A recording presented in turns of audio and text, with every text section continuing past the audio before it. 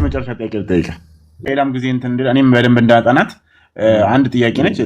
የትንቢት ጥያቄ ነው። ዘካርያስ 13:7 ላይ ያለው ማለት ነው። እሺ እረኛው ላይ ንቃ ይላል የሚለው ከዛ ኢየሱስ ማርቆስ 14 ላይ ነው አይደለ? ኢየሱስን በዛ ሌሊት ብሎ ያ ትንቢት እንደተፈጸመ የተናገረው እና እዛ ጋር እግዚአብሔር የሚለው ማን ነው? 13:7 ላይ ያለው እንዴት ነው አንተ የተረዳው? እረኛውን ምታ በጎቹም ይበተናሉ። ከዛ ደግሞ ማርቆስ ላይ ደግሞ ማርቆስ 14:27 ላይ እረኛውን እመታለው በጎችም ይበተናሉ የሚል ተጽፏል። ይሄኛው ያለው ያው ዘካርያስ ላይ ነው አይደል? ቀዳሚ ያነበብነው ማለት ነው። አዎ ሌላም ላይ ሊኖር ይችላል። ኦኬ እሺ። ይሄ ጌታ እግዚአብሔር የሚለው ማንን ነው የሚያመለክተው? የቱ ጋር ያለው ነው የምትለኝ? ዘካርያስ ላይ ያለው። አዎ ጌታ እግዚአብሔር ኦኬ አብ ነው። ጌታ እግዚአብሔር አብ ነው።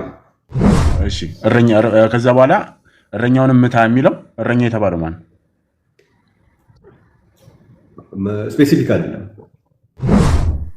ኦኬ ታዲያ ኢየሱስ ክርስቶስ እረኛውን ምታ በጎችም ይበተናሉ ያለው ለሱ አይደለም?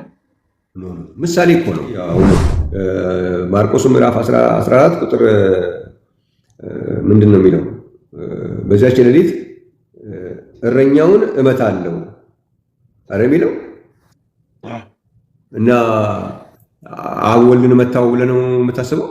አይደለም። እረኛው የሚለው ኢየሱስን በዛች ሌሊት ሁላችሁ በእኔ ትሰናከላላችሁ፣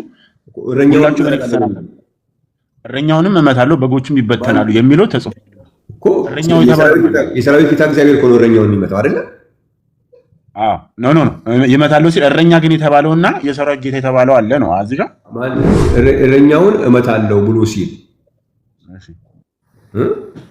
እግዚአብሔር አብ እግዚአብሔር ወልድን ይመታል ነው።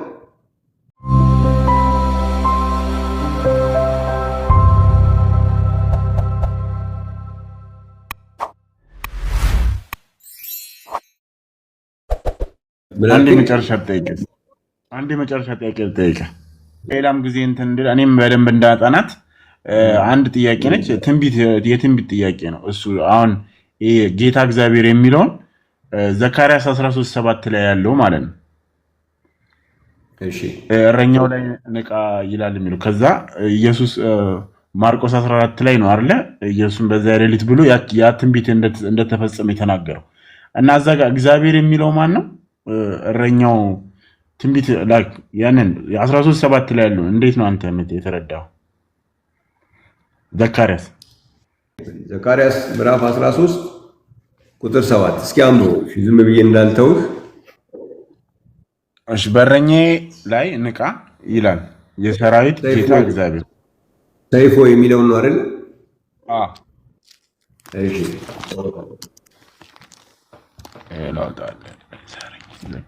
ሰይፍ ወይ ባልንጀራዬ በሆነው ሰው በእረኛዬ ላይ ንቃ ይላል የሰራዊት ጌታ እግዚአብሔር።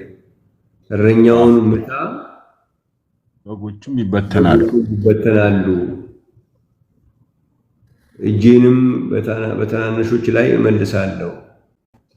ኦኬ ከዛ ደግሞ ማርቆስ 14:27 ላይ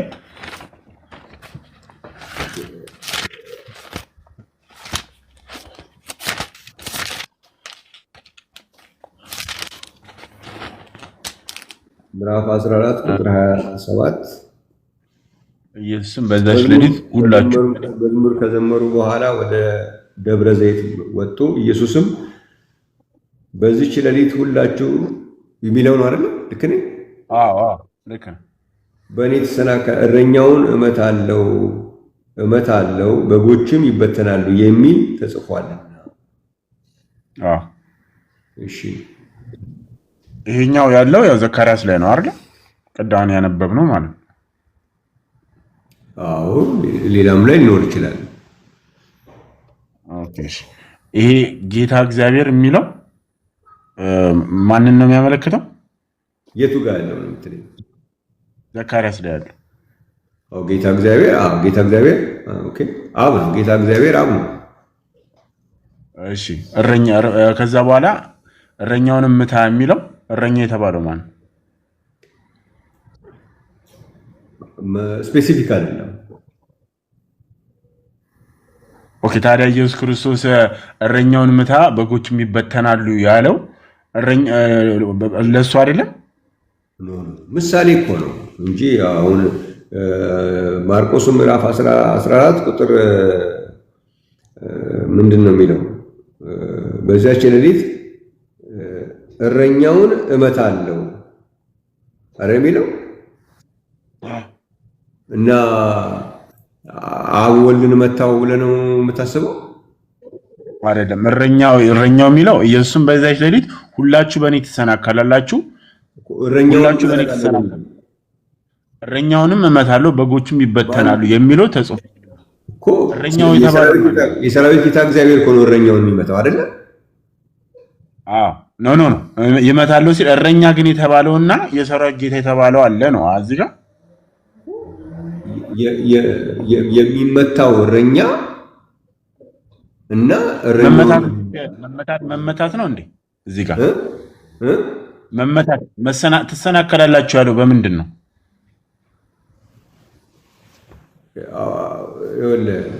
እንትኑን እንፍታው መጀመሪያ። እረኛውን እመታለሁ ብሎ ሲል እግዚአብሔር አብ እግዚአብሔር ወልድን ይመታል ነው አይደለም? ጴጥሮስም ሁሉ ቢሰናከሉ እንትኑ ይኸውልህ እግዚአብሔር አብ እግዚአብሔር ወልድን ይመታል ብለህ ነው ያሰብከው? አይደለም። ያ የተጻፈው ነገር ይፈጸማል ብሎ ክርስቶስ ሲናገር ጴጥሮስ እኔ ሁሉም ቢሰናከሉ እኔ ግን አልሰናከልም ባንተ አለው። ያ መበተናቸውን ነው የሚያሳየው። እረኛና ከዛ እረኛው ተበተነ የሚለው ነው። ያ ዘካርያስ ላይ የተጻፈው ተፈጸመ አላቸው ክርስቶስ። ተፈጸመ ሲላቸው ግን ሁላችሁ ትሰናከላላችሁ ከዛ ትበተናላችሁ አለ።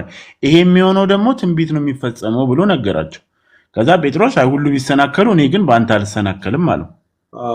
አይደለ? እንትኑ እኮ ነው ይኸውልህ አሁን ያ እንትኑ ትንቢቱ ላይ ያለው ነገር እግዚአብሔር አብ እግዚአብሔር ወልድን ይመታል ማለት ብለህ ነው ወይ አንተ ስፔሲፊክሊ ለክርስቶስ የተነገረ አድርገህ ከወሰድከው ማለት ነው? እረኛ የተባለው እኔ ኢየሱስ ነው ብዬ ነው የማስበው። ከዛ ያንን ደግሞ ለምንድን ነው የሚመታው? እግዚአብሔር አብ ለምንድን ነው የሚመታው? መመታት እኮ አይደለም በረከት፣ ይሄኛው መሰናከል ትሰናከላላችሁ ትበተናላችሁ ነው። የሚሰናከሉትማ በጎች ናቸው። የሚመታው ግን ማን ነው? እረኛው ነው የሚመታው። እረኛ የተባለው ግን ማን ነው? መመታት አንተ እኛ እንደምናስበው አሁን አንተ እንዳልከው መመታት አይደለም። እንዴትም እኔ ምንም አላልኩም እኮ ግን እግዚአብሔር አብ እግዚአብሔር ወልድን ነው የሚመታው። ኦኬ ስለዚህ አሁን ዘካርያስ 13:7 ላይ ያለው አመታቱ እንዴትም አይነት ይሁን ግን ጥሩ አይደለም። መምታት የሚባለው ነገር ጥሩ አይደለም እና እግዚአብሔር እንደሱ አይደለም። ይሄ ኤክስፕሬሽን ነው። ኤክስፕሬሽኑ ልክ አሁን ነብይ በገዛ ሀገሩ አይገበርም እንደምትለው እረኛው ከተመታ መንጋው ይበተናል። ያ እዚህ ዘካርያስ ላይ መቼው እግዚአብሔር ነው። እግዚአብሔር የሚመታው ግን እግዚአብሔር ወልድን አይመታው። የሰነፍ እረኛን አሁን እዛው ብታነበው የሰነፉን እረኛ ዕቃ ውሰዱበት ይላል። ኦኬ የሚመታ የሰነፍ እረኛው ከተመታ መንጋው ይበተናል።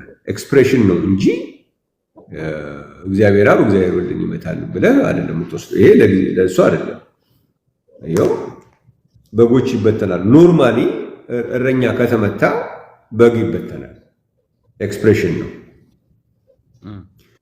የሚመታው ግን እዚህ ቦታ ላይ ግን መቼው ማን ነው? እግዚአብሔር ነው። ኦኬ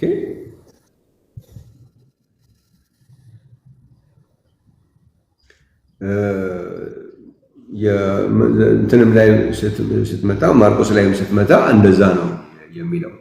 ኤክስፕሬሽኑን ነው እንጂ የወሰደው ቀጥታ እግዚአብሔር አብ እግዚአብሔር ወልድን ይመታል ሳይሆን ኤክስፕሬሽኑ ግን ይሄ ነው የሚሆነው። እረኛው ከተመታ መንጎቹ ይበተናሉ የሚል ነው እንጂ ኢየሱስን ማንም ሊመታውም አይችልም። እንትንም የሚቃወመው ቢሆን ሌላም ነገር ቢሆን ማንኛውም ኔጌቲቭ ነገርም ቢሆን ከሰዎችና ከሰይጣን ዲያብሎስ እንጂ የሚመጣው በእግዚአብሔር በኩል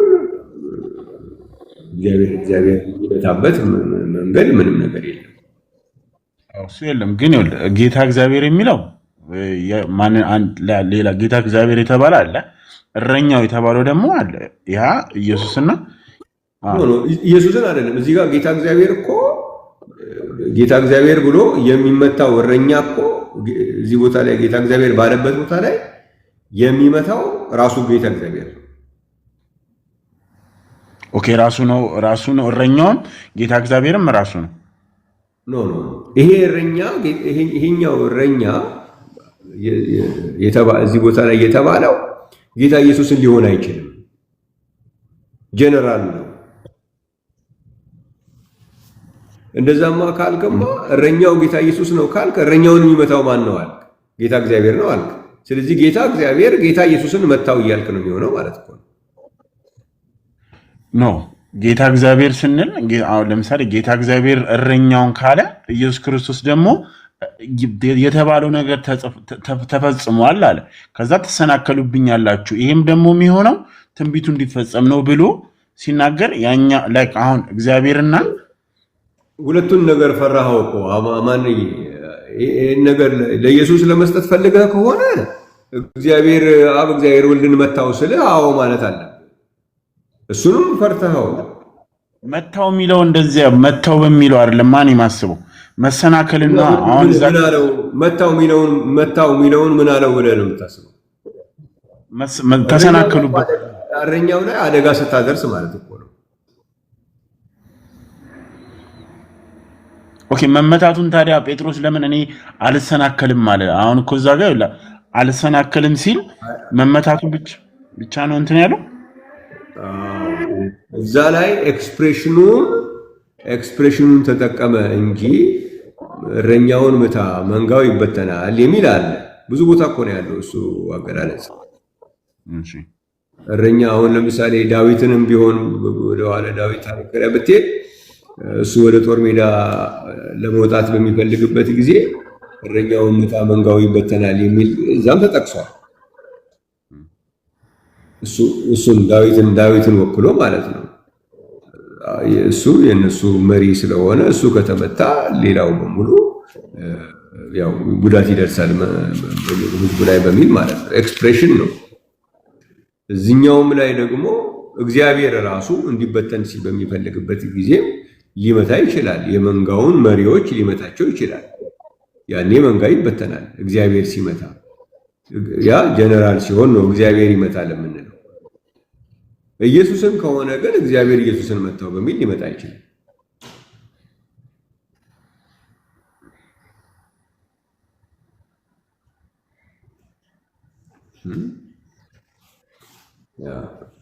በእንደዛ መልኩ የለውም።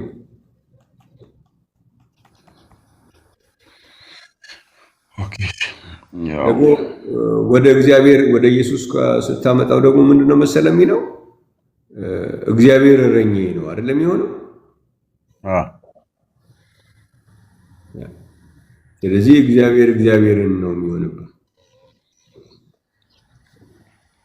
የበጎች እረኛ በሚለውም ደግሞ ያው ክርስቶስን የበጎች እረኛ ነኝ በሚለውም እረኛነቱን ያው እረኝነቱ እኮ በእግዚአብሔርነቱ እኮ ነው። ስለዚህ እግዚአብሔር እረኛ ነው። ስለዚህ እግዚአብሔርን ሊሆን አይችልም። ደግሞ ስንት እረኛ ነው ያለው? አንድ እረኛ ነው ያለው። መንጋውም አንድ፣ እረኛውም አንድ ነው። ማን ነው ያ እረኛ? እግዚአብሔር እረኛዬ ነው። ስለዚህ ራሱ የሰራዊት ጌታ እግዚአብሔር እረኛ የሆነበትን እረኝነት ራሱ የሰራዊት ጌታ እግዚአብሔር የሰራዊት እግዚአብሔርን መታው ማለት ምንድን ነው?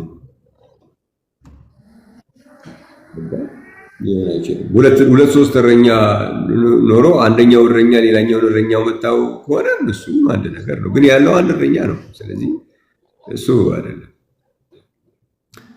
እሱ አይደለም። ግን ያው አንዳንድ ሰዎች ያገኙትን ሁሉ ሳይፈትሹ ሳይመረምሩ እንደዛ ነገር ያደርጋሉ። ግን ያ ልክ አይደለም።